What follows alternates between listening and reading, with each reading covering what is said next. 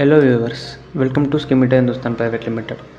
இன்றைக்கான டாபிக் உள்ளே போகிறதுக்கு முன்னாடி உங்களில் எத்தனை பேர்த்தால் ஒரு வெப்சைட்டை எவ்வளோ நேரத்துக்குள்ளே முடிக்க முடியும் அப்படிங்கிறத கீழே போய் கமெண்ட் பண்ணிட்டு வரோம். ஓகே, கமெண்ட் பண்ணிட்டீங்களா? இப்போது இன்றைக்கி நம்ம பார்க்க போகிற டாபிக் என்ன அப்படின்னா 30 செகண்ட்ஸில் எப்படி ஒரு வெப்சைட்டை பில்ட் பண்ணுறது அப்படிங்கிறத பற்றி தான். அதுக்காக எனக்கு 30 செகண்டில் எப்படின்னு எவ்வளோ லாங்குவேஜஸ் படிக்கணும்னு எந்த அவசியமும் இல்லை. நீங்கள் லாங்குவேஜே படிக்காமல் இருந்தாலும் எனக்கு எதுவுமே தெரியாதான ஒரு வெப்சைட் நான் பில்ட் பண்ணணுன்னாலும் நம்ம இந்த டூல் யூஸ் பண்ணிக்கலாம். ஸோ அதுதான் இன்றைக்கான நம்மளோட டாபிக்.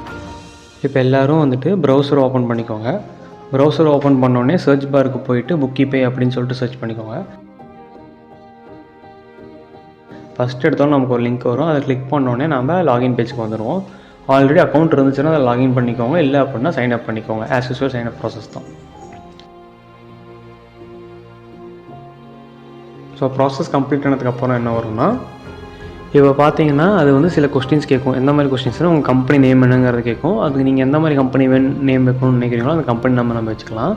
ஸோ நெக்ஸ்ட் என்னென்னா உங்கள் பிஸ்னஸ் டைப் என்னன்னு சொல்லிட்டு இருக்கும். அதிலே வேரியஸ் டைப்ஸ் ஆஃப் ஆப்ஷன்ஸும் இருக்கும். நாம் அதில் இப்போதைக்கு அதர்னு சூஸ் பண்ணிக்கலாம். உங்களுக்கு ரிலேட்டட் ஆப்ஷன் இருந்தால் நீங்கள் சூஸ் பண்ணிக்கோங்க. கரன்சி டைப்பும் அதே மாதிரி தான். அப்புறம் ஃபஸ்ட் நேம் லாஸ்ட் நேம் கேட்கும். ஃபஸ்ட் நேம் கொடுத்துட்டு லாஸ்ட் நேம் ஆப்ஷனல் தான். அது வேணும்னா கொடுத்துக்கலாம், இல்லைன்னா விட்டுருலாம்.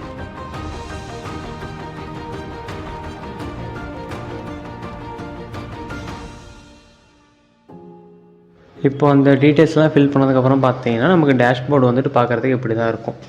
ஸோ இந்த டேஷ்போர்டில் பார்த்தீங்கன்னா கீழே வெப்சைட் ஏ அப்படின்னு சொல்லிட்டு ஒரு ஆப்ஷன் இருக்குல்ல, அதை கிளிக் பண்ணி தான் நம்மளோட வெப்சைட்டை 30 செகண்ட்ஸில் நம்ம கிரியேட் பண்ண போகிறோம்.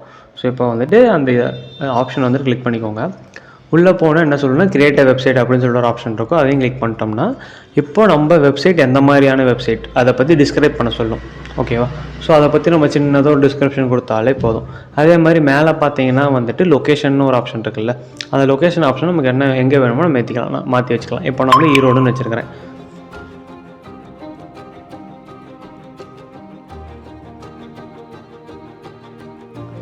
இப்போ பாருங்கள், நான் சின்னதாக ஒரு டிஸ்கிரிப்ஷன் கொடுத்துருக்குறேன். அதுக்கப்புறம் என் பிஸ்னஸ் நேம் என்னன்னு கேட்குது. நான் ஸ்கிமிட்டருங்கிற என் கம்பெனி பேரையே கொடுத்துக்கிட்டேன். ஸோ இப்போ creating template and creating website ஆரம்பிச்சிருச்சு. ஸோ இப்போ பார்த்தீங்கன்னா நமக்கு ஒரு ஹோம் பேஜ் வந்துருச்சு. ஸோ நம்மளோட ஹோம் பேஜ் பார்க்குறதுக்கு இந்த மாதிரி தான் இருக்கும்.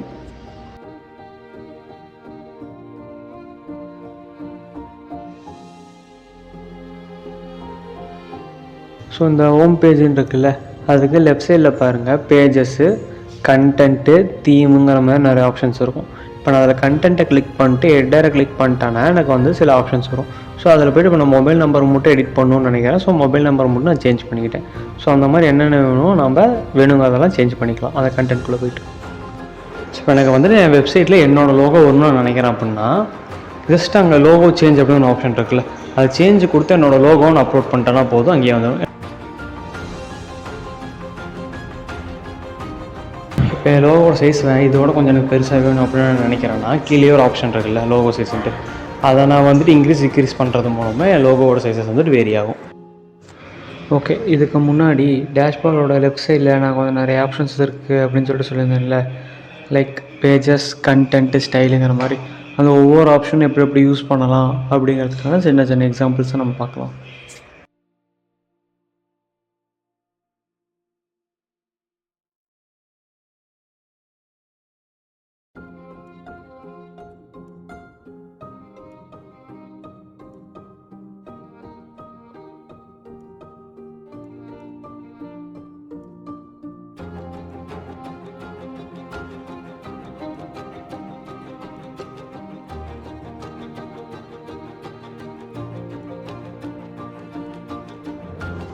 இப்போது நம்ம பேஜஸை கிளிக் பண்ணிட்டோம்னா அதில் நமக்கு வேரியஸ் டைப்ஸ் ஆப்ஷன்ஸ் காட்டும். லைக் எந்த மாதிரி தீம் உங்களுக்கு வேணும், அபவுட்டஸாக, கான்டாக்டஸாக, அந்த மாதிரி.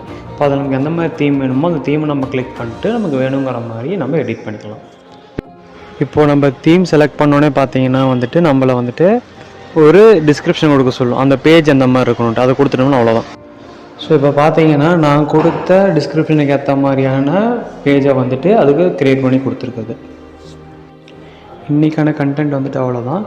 இதே மாதிரி யூஸ்ஃபுல்லான இன்ஃபர்மேட்டிவ் வீடியோஸ் நிறையா வேணும்னா சேனலை லைக் பண்ணுங்கள், ஷேர் பண்ணுங்கள், சப்ஸ்கிரைப் பண்ண மறந்துடாதீங்க.